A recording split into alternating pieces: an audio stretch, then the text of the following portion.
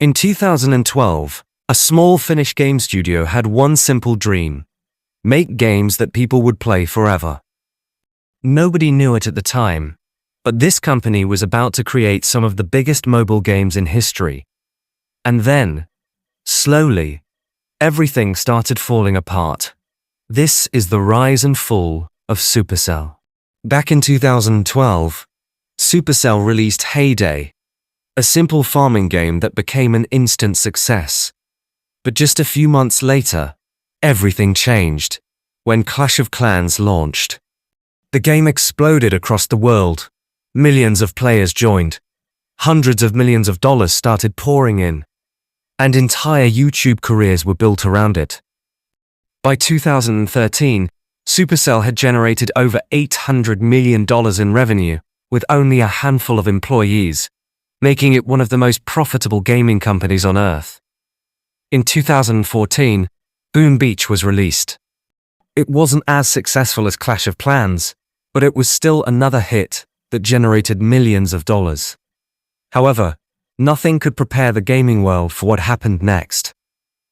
In 2016, Supercell launched Clash Royale, a completely new style of strategy game that became an overnight sensation and crossed $1 billion in revenue, faster than almost anyone expected.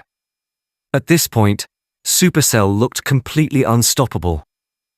That same year, Chinese tech giant Tencent acquired around 84% of Supercell in a deal worth more than $10 billion, making it one of the biggest acquisitions in gaming history.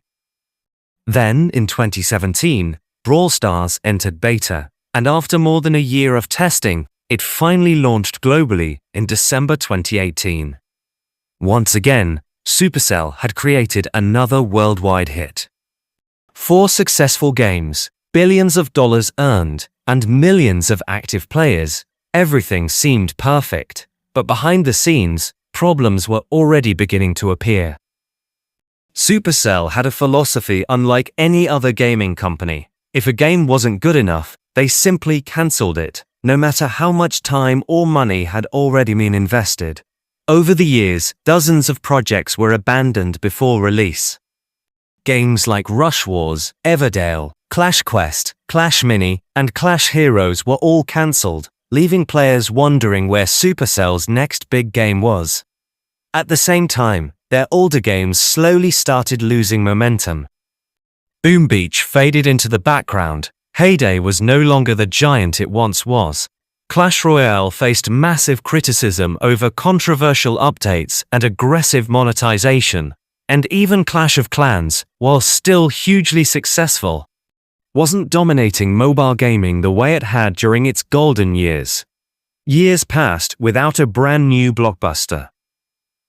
By the early 2020s, Supercell's annual revenue had fallen significantly, from its peak of well over $2 billion to around $1.8 billion. The company was still making huge profits, but the explosive growth that once defined Supercell had disappeared.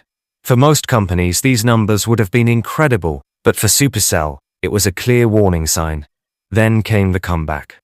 Instead of giving up, Supercell focused on improving the games that millions of players already loved. Clash of Clans received some of its biggest updates ever. BrawlStars became one of the fastest-growing mobile games again, through constant updates and events. Clash Royale slowly recovered after listening to community feedback. And Supercell also began investing in smaller studios while developing new Clash games for the future. Today, Supercell is no longer the unstoppable giant it was in 2016, but it is far from dead. Its games still generate hundreds of millions of dollars every year. Millions of players continue to log in every single day. And if history has taught us anything, it's that Supercell has never been afraid to start over.